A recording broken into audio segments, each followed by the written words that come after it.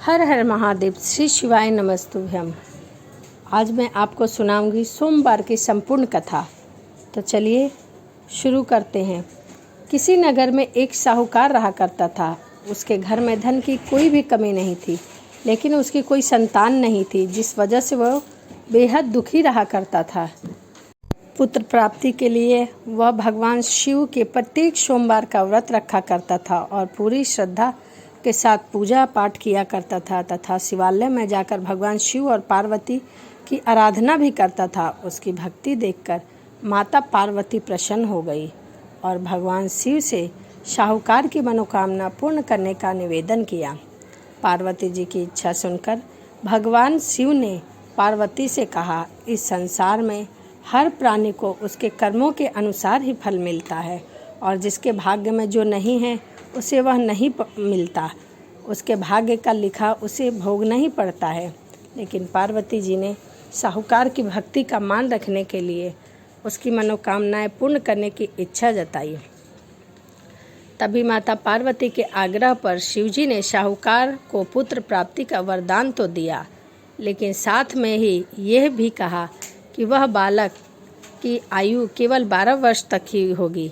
12 वर्ष के बाद तुम्हारा पुत्र मर जाएगा। माता पार्वती और भगवान शिव की इस बातचीत को साहूकार सुन रहा था।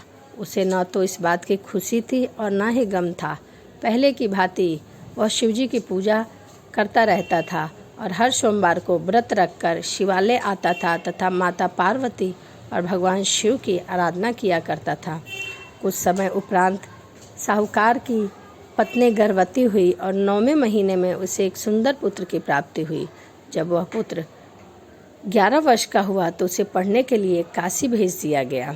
साहूकार के पुत्र के मामा को बुलाकर उसे बहुत सारा धन देकर उस बालक को काशी विद्या प्राप्त करने के लिए भेज दिया गया। मार्ग में यज्ञ और यह भी कहा कि मार्ग में यज्ञ कराते हुए जाना। जहाँ भी यज्ञ होवे वहीं ब्राह्मणों को भोजन कराते और दक्षिणा भी अवश्य देना। दोनों मामा भांजा इसी तरह यज्ञ कराते और ब्राह्मणों को दान दक्षिणा देते हुए काशी तक पहुंच गए। रास्ते में एक नगर पड़ा, जहां नगर के राजा की कन्या का विवाह था, लेकिन जिस राजकुमार से उसका विवाह होने वाला था वह एक आंख का काना था। राजकुमार के पिता ने अपने पुत्र के काना होने की बात को छुपाने के लिए एक चाल सोची। साहूकार के पुत्र को देखकर उसके मन में एक विचार आया। उसने सोचा, क्यों न इस लड़के को दूल्हा बनाकर राजकुमार से इसका विवाह करा दूं।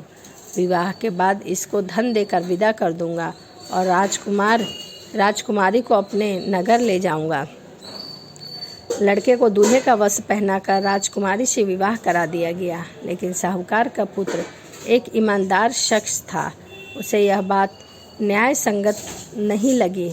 उसने अवसर पाकर राजकुमार की चुन्नी में पल्लू पर लिख दिया कि तुम्हारा विवाह मेरे साथ हुआ है, लेकिन जिस राजकुमार के संग तुम्हें भेजा जाएगा वह एक आंख से काना है। मैं तो काशी पढ़ने जा रहा था। जब राजकुमारी ने चुन्नी पर लिखी सभी बातों को पढ़ा तो अपने माता पिता को यह सारी बातें बताई। राजा ने अपनी पुत्री को विदा नहीं किया, जिससे बारात वापस चली गई। दूसरी ओर साहूकार का लड़का और उसका मामा काशी पहुंच गए। वहां जाकर उन्होंने यज्ञ किया। जिस दिन लड़के की आयु 12 साल पूरी हो गई उस दिन यज्ञ रखा गया। लड़के के मामा ने कहा कि मेरी तबीयत कुछ ठीक नहीं है, तुम अंदर जाओ और जाकर सो जाओ। शिवजी के वरदान के अनुसार कुछ ही क्षणों में उस बालक के प्राण निकल गए। मृत भांजे को देखकर उसके मामा जोर जोर से विलाप करने लगे। संयोग वंश उसी समय शिवजी और माता पार्वती जी उधर से गुजर रहे थे। माता पार्वती ने भगवान से कहा, हे प्राणनाथ, मुझे इसके रोने का स्वर सहस नहीं हो रहा है, आप इस व्यक्ति के कष्ट को दूर करें। तब शिवजी ने मृत बालक के समीप गए और बोले कि यह वही साहूकार का पुत्र है जिसे मैंने 12 वर्ष की आयु का वरदान दिया था। अब इसकी आयु पूरी हो चुकी है।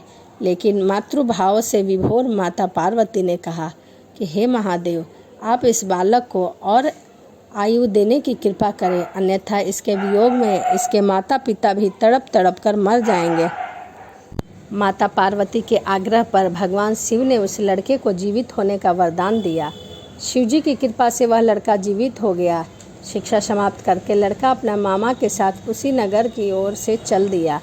दोनों चलते चलते उसी नगर में पहुँचे जहाँ उसका विवाह हुआ था। उस नगर में भी उन्होंने यज्ञ का आयोजन किया। उस लड़के के ससुर ने उसे पहचान लिया और महल में ले जाकर उसकी स्वागत किया और अपनी पुत्री के साथ उसे बहुत सा धन देकर विदा किया। इधर भूखे प्यासे रहकर साहूकार और उसकी पत्नी बेटे की प्रतीक्षा कर रहे थे।